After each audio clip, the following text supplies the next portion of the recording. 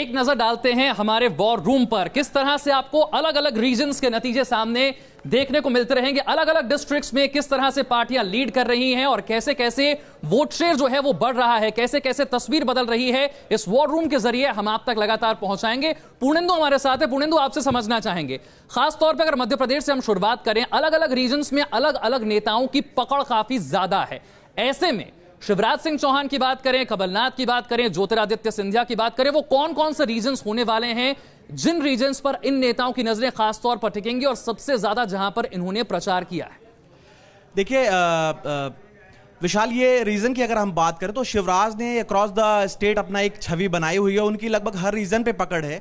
लेकिन कांग्रेस के नेताओं की बात करें तो जो चंबल और ग्वालियर चंबल का इलाका है, वहां पर ज्योतिरादित्य सिंधिया आते हैं, वहां से दिग्विजय सिंह आते हैं, तो इन नेताओं की वहां पे ज्यादा पकड़ है। और कमलनाथ की जो पकड़ है वो उनकी छिंदवाड़ा और जो नागपुर से सटा हुआ जो मध्य प्रदेश का इलाका है, वहां पर उनकी ज्यादा पकड़ मानी जाती है, उस इलाके से आते हैं।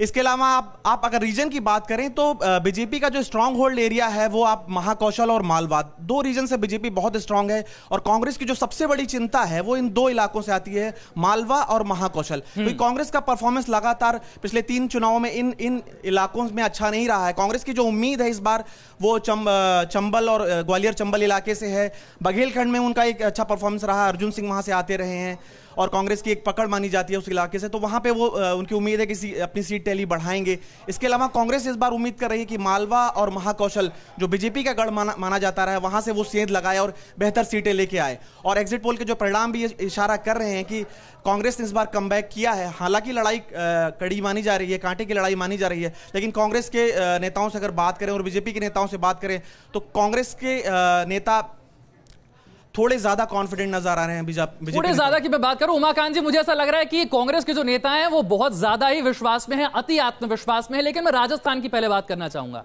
राजस्थान में जैसा कि हमने पहले जिक्र किया, शुरुआत में लग रहा था कि शायद मुकाबला वन साइडेड है, लेकिन जैसे जैसे टिकटों का बंटवारा हुआ, जैसे जैसे वोटिंग की तारीख नजदीक आई, ऐसा लगा कि भारतीय जनता पार्टी ने पूरा दमखम लगा दिया है कि इतनी आसानी से तो कांग्रेस पार्टी को यहां जीतने नहीं देंगे।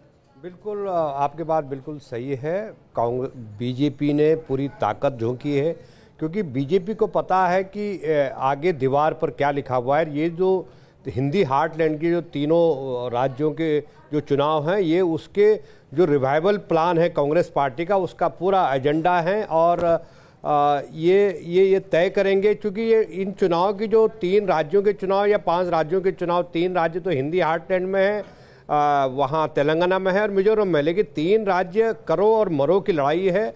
और इसकी जो टाइमिंग है, टाइमिंग बड़ा इंटरेस्टिंग है, क्योंकि लोकसभा के जो आम चुनाव हैं वो 4 महीने बाद होने वाले हैं। 3 महीने बाद मॉडल कोड ऑफ कंडक्ट लागू हो जाएगा। और दूसरी बात है कि विपक्ष के लिए एक महागठबंधन बन रहा है। विपक्ष के बाद संसद के भीतर और बाहर इतने बड़े मुद्दे उसके हाथ लग गए हैं। इकोनॉमी डावाडोल हो रही है। जो दूसरे सेक्टर्स हैं, उन सेक्टर्स में विपक्ष को तमाम तरह के कटघरे में खड़े करने वाले मुद्दे सत्ता के लिए मिले हैं। और दूसरी सबसे इंटरेस्टिंग मुद्दा यह है कि एनडीए के जो सहयोगी हैं, जिसमें चंद्रबाबू नायडू हो या उसमें उपेंद्र कुशवाहा हो और भी जो सहयोगी हैं, वो दरकने लग गए हैं।